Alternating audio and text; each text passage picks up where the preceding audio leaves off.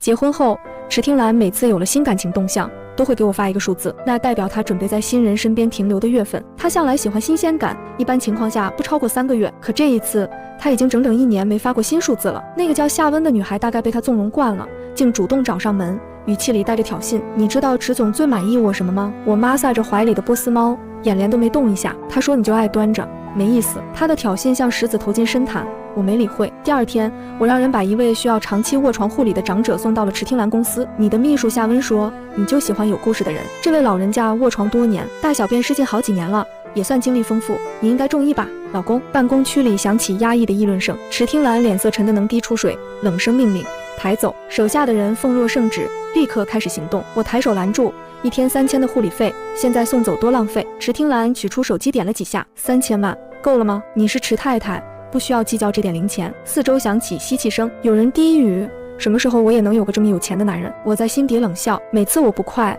他就用钱安抚，我也乐得收下。这段婚姻本就是我选的，就是图他的才是，也图他那张还算顺眼的脸。他如何游戏人间我不管，但我画下一条线，不能有孩子。我目光扫了一圈，没见到那张挑衅的脸。夏温呢？多亏他提醒，我才知道你口味变了，得当面谢谢。他今天请假了，说不舒服。人群里有人接话，我弯起嘴角，那我明天再来，专程道谢。池听兰皱眉，握住我的手腕，将我带进办公室。这次我没有再避开，成年人的世界，没必要把关系闹得太僵，进退有度，温柔体贴，这也是池听兰选我做老婆的原因之一。门关上，他沉声问，闹这么大图什么？因为夏温怀孕了。我声音发颤，指甲掐进掌心。我盯着他，心里说不出的酸涩感。池听兰明显一怔，很明显他事先并不知情。我出于本能开口奚落，你的金丝雀挺有本事，这都能成。池听兰拿出手机，在屏幕上摁了几下，对我许诺我会处理。几天？1周？3天？我向前一步问道。他情绪不稳，需要时间接受。池听兰的语气里带着我不熟悉的维护。在他心里，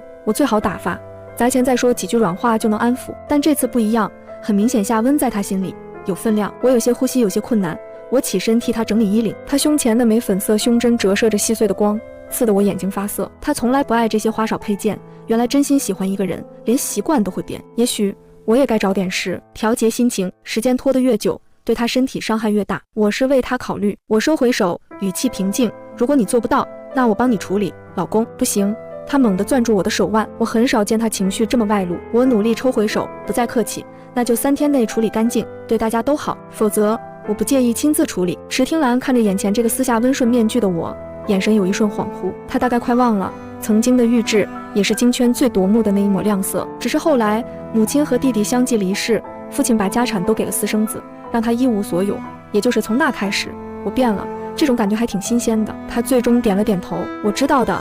他在外面玩有规矩，你还可以有自己的个性，但是大事上必须听话。夏温也触碰到了他的逆鳞，是该处理了。我转身离开公司，拉开车门时对司机说，去 SSGO。司机从后视镜里惊讶地看了我一眼。我靠近座椅说道，是的，池听兰常去的地方，我知道那是什么场子，你只管开车就行。白天的 SSGO 很安静，只有零星几个工作人员。一个服务生笑着迎上来，姐姐想喝点什么？找人聊聊天。他愣了一下，随即笑容更殷勤，您看我可以吗？我看向他身后那忙碌的身影，虽然男人低着头擦桌子，但是半张侧脸看上去很干净，很乖。我伸手指向那个男人，服务生不死心地说，姐，他一个大学生，什么都不懂，还是我服务您吧。就要他。我脱口而出，燕自清，姐姐叫你。被叫到名字的男孩转过身，把抹布往后收了收，有些拘谨地走过来，乖乖地喊了声姐，看上去像是罚站一样，整个人青涩而又局促。开瓶酒，记你业绩。我将黑卡递过去，燕自清有些呆愣，服务员在旁边吐槽，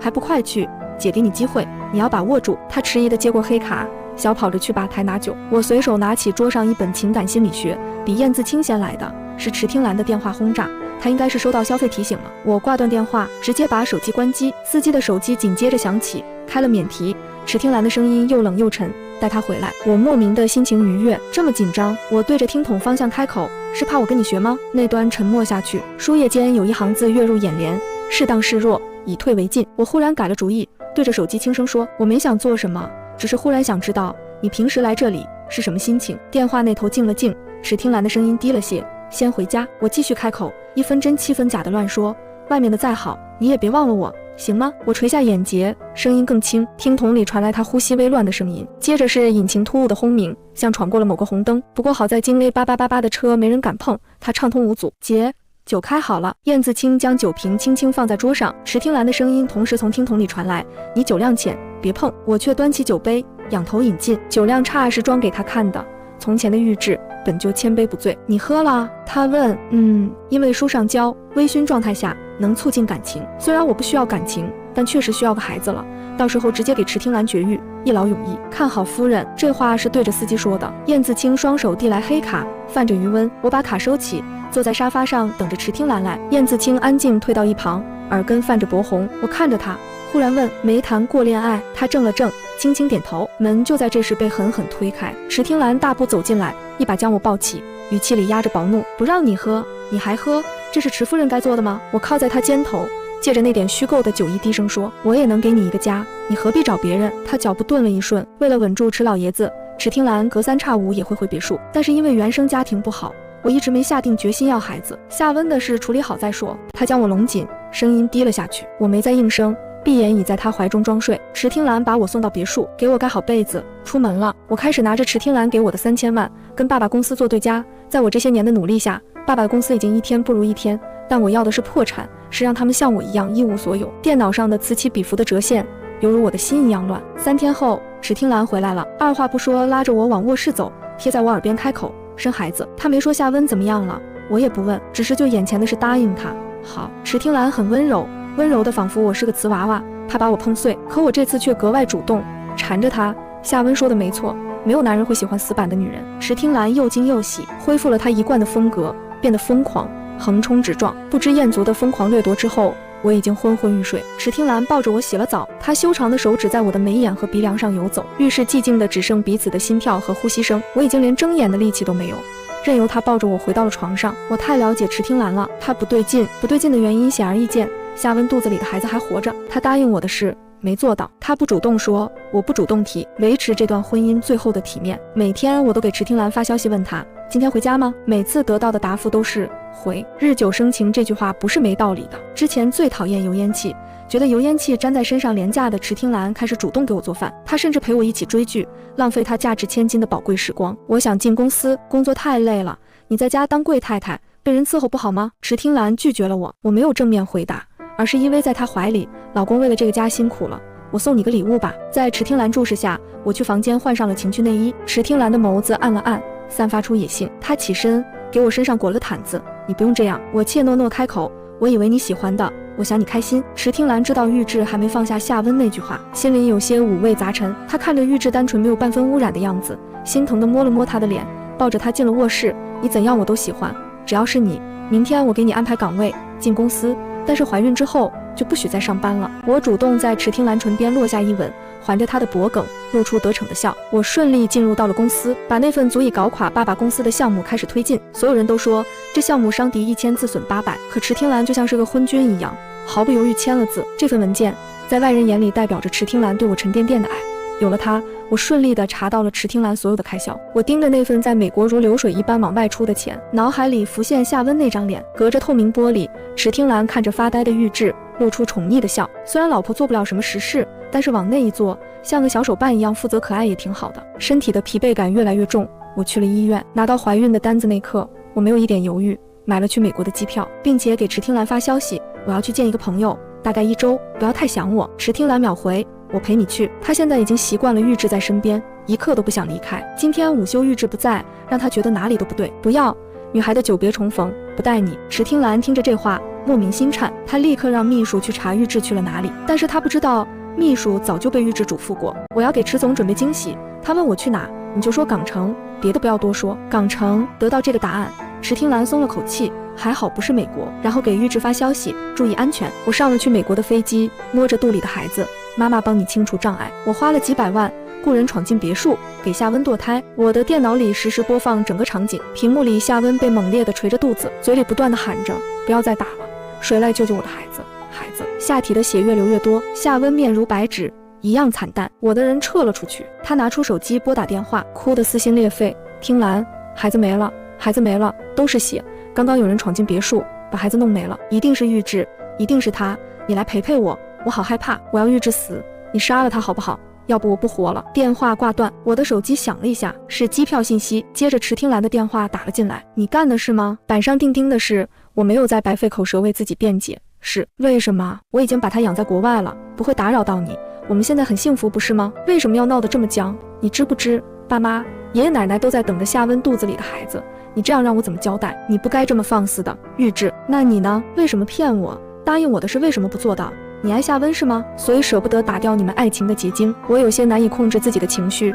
止不住的落泪。屏幕里夏温的哭声传来，池听兰立刻质问：你还在别墅是吗？滚出去，不许再伤害他。逆反心理上来，我只想和池听兰对着干。如果我不滚呢，那就一命偿一命。池听兰的声音极为认真，这几天的甜蜜仿佛是虚幻，她只是为了稳住我，让夏温平安生子。她从来都不爱我，当年娶我不过是娶个贤妻回来坐镇，不被家里长辈念叨，能好好的出去潇洒。可我也是人，我不想再被绿了，一条命哪里够，要偿还2条才是。我现在就还你。我话音刚落，正在往机场赶的池听兰听筒里传来扑通一声落水的巨响，下一秒她猛踩刹车，像疯了一样一遍遍喊着：玉质，你在干什么？说话。可是没有答复，只有车后不断响起的喇叭声和电话那边戛然挂断的声音。手机响了一下，玉质刚发来的怀孕单子写着怀孕6周。池听兰这才反应过来什么叫赔2条命，她只觉得呼吸都在痛。池听兰打了无数个电话，求美国的朋友去找人，求求你们了，帮我找一下玉质，她不能有事。她那些朋友听见池听兰低三下四苦苦哀求的声音都惊呆了，忙不迭答应，能找的人都找遍了。池听兰给玉质发消息：我没有想让你一命偿一命，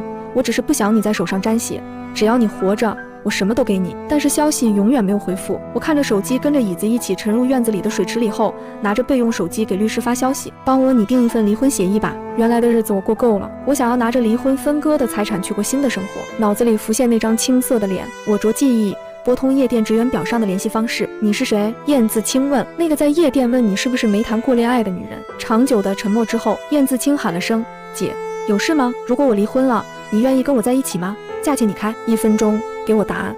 过了这个村没这个店了。我看着手上的时间，第60秒的时候，燕自清开了口：我愿意。等我回国去找你。池听兰到美国的时候，整个人格外的沧桑。她去见朋友，得到的都是否定答案。虽然找到了玉质住的别墅，但是监控坏了，找不到玉质，不管是活人还是尸体。池听兰整个人腿软的跌在地上。突然她想到了什么，拨打通了妈妈的电话：玉质在你那是不是？是。你放心，他害死了夏温和你的孩子，妈会让他生不如死。敢动我孙子，我不会让他活着回国的。你不能动他。池听兰急得不行，但电话已经被挂断了。夏温抢过滕彩静的手机，关了机，他不允许任何变数出现。我醒了，浑身酸疼，看着夏温和婆婆滕彩静，又环顾了破旧的四周，淡定开口问：你要杀了我吗？滕彩静一巴掌甩到了我的脸上：杀了你都算是便宜你了。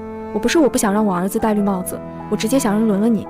你老老实实做持家少奶奶不好吗？为什么偏偏作死，害死夏温肚里的孩子？你很喜欢夏温，我儿子喜欢夏温，我就喜欢。滕彩静斩钉截铁：确实如此，人总是爱屋及乌。滕彩静也知道池听兰不爱我，那你们准备怎么杀了我？夏温拿出刀，疯了一样划破我的脸，鲜红的血液滴到地上。夏温笑的是血，这是你害我孩子的代价。我强忍着脸上的剧痛，冷冷地看着他，他的刀下一刀我的小腹，我要挖出你的子宫，让你也尝一下我的痛苦。我不得地说出真相，赌一把，赌滕彩静是不是真的想要孙子。我怀孕了，手机里有怀孕的单子。滕彩静拦住夏温，孩子对她来说是最重要的，她已经失去了一个孙子，不能再失去玉质肚子里的了。妈，夏温泣不成声，你觉得听兰会想要独附生的孩子吗？听兰爱的人是我，我以后还会和他有很多孩子，你不能因小失大。滕彩静不知道怎么样是好了，突然她想起来刚才电话里儿子说不要动玉质，应该是顾及肚里的孩子。她下定了决心，拉住有些癫狂的夏温：冷静一下，我们让听兰来做决定，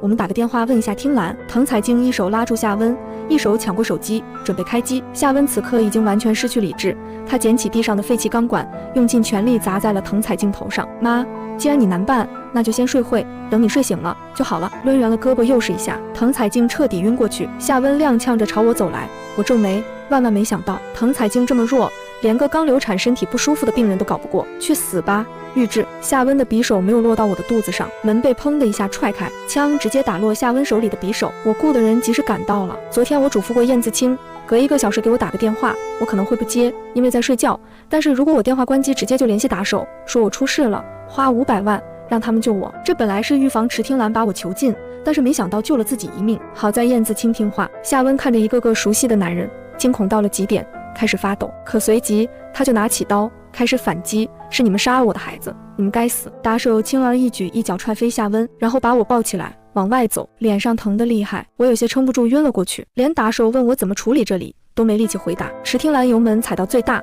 到了夏温被绑架的地方，看见了满天的火光，他疯了一样往里冲，嘶喊着玉质。3、5个朋友才把池听兰拉住，不至于让他送死。夏温姗姗来迟，一副什么都不知道样子，对着池听兰问：“这是怎么了？”池听兰直接掐住了夏温的脖子：“你和妈绑架了玉质，还放了火是吗？如果玉质出事，我不会放过你们的。”夏温对上了池听兰那双寒冷带着恨意的眼睛，摇头，艰难开口：“我什么都不知道，我肚子疼得厉害，就晕倒了，现在才醒。妈竟然绑了玉质吗？”听兰，你别怪妈，妈也是气急了。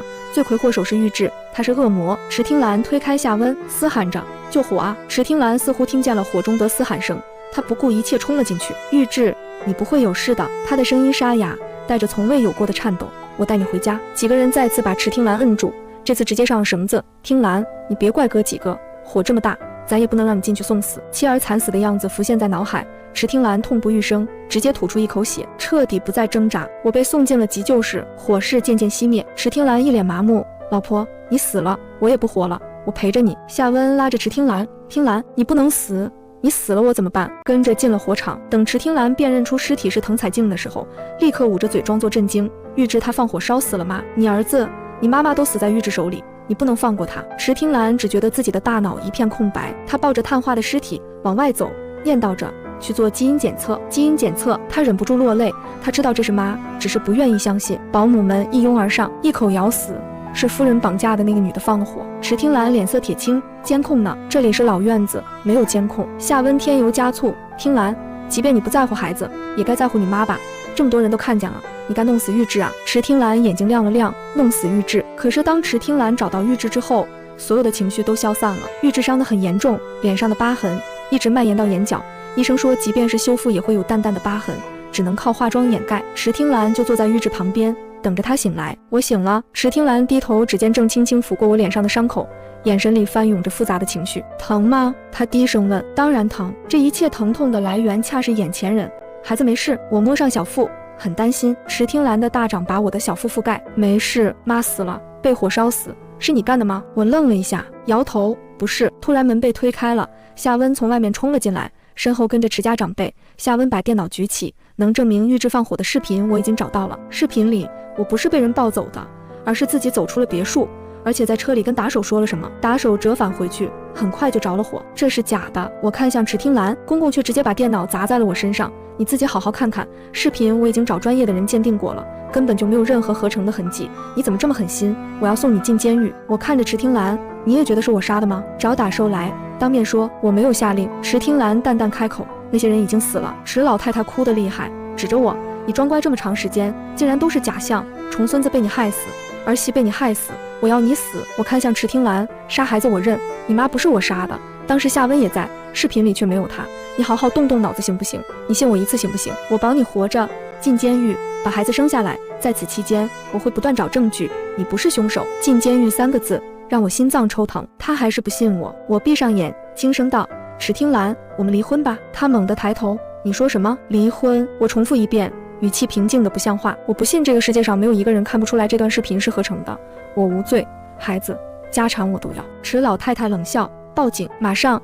一个贼人还敢说自己没罪？等孩子足月就剖出来，你等着死吧。”姐，我能帮你。试验自清。他穿着简单的白 T 和牛仔裤，背着一个旧书包。我挑眉：“你怎么找到这里的？”我暗地里查了你的航班记录。他低声说：“我懂计算机，视频我能破解端倪，这里哪有你说话的份？滚出去！”夏温变得情绪激动，池听兰站了出来，让他解。3分钟，原视频出现，视频不是合成，但却改了时间，而且里面的不是姐姐你，应该是夏温。她化妆技术很高，而且你俩身形差不多，稍微 P 图就行。燕自清截了几张图片，照片上的人和我5分像，和夏温5分像。夏温睁大了眼睛，指着燕自清：“你这是污蔑！污蔑！随便找几个懂计算机的，就知道谁真谁假。我身正不怕影子斜。”燕自清一脸坦然。池听兰赶紧找人，很快人来了，无一例外都说燕自清整完的才是真的。一家子开始对夏温动手。“你个不要脸的，原来是你！看我不弄死你！还我老婆！”夏温扯着池听兰的裤子：“你答应我会和我在一起一辈子，孩子没了，我怎么不恨？听兰，你救救我！你爱我，你忘了你说你爱我吗？”池听兰看着我：“我爱的是你，这份肮脏的爱，我不需要。我冷冷开口，签字吧，我们离婚。我真的累了，脸上的伤疤因为说话太多开始渗血。池听兰小心翼翼替我处理，她红了眼眶，伤疤会好的，我们也会好的。我不想被你拖累了，我会更好。池听兰没有利用价值了，我已经让爸爸破产，也怀了孕，池家的家产板上钉钉有我一半，现在还有燕子清这个听话的男孩陪我玩。你多余了，签字吧，别让彼此难堪。池听兰给我下跪，我不会再乱来了，你能给我一个机会吗？我爱你。这段时间我们不开心吗？说实话挺开心的，但是现在我不想过了。在池听兰要送我进监狱的时候，我就彻底心死了。滚出去吧，我不想看见你。池听兰走了，我睡了，醒来身边站着燕自清，她给我递来一杯清水。姐姐说跟我在一起还算数吗？算。门被狠狠踹开，池听兰站在门口青筋暴起，你怎么能跟他在一起？你都能，我为什么不行？我拿出手机给池听兰发了个数字1。池听兰笑了，红着眼点头。你要玩1个月是吗？可以的，我可以的。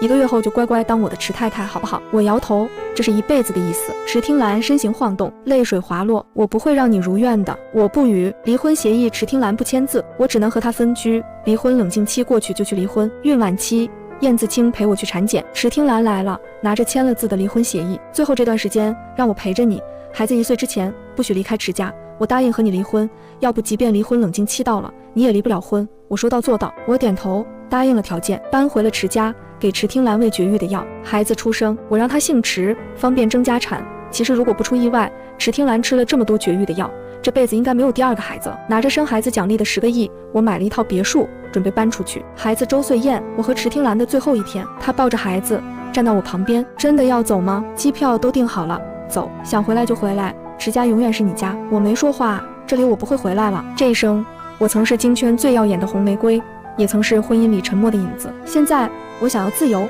干净。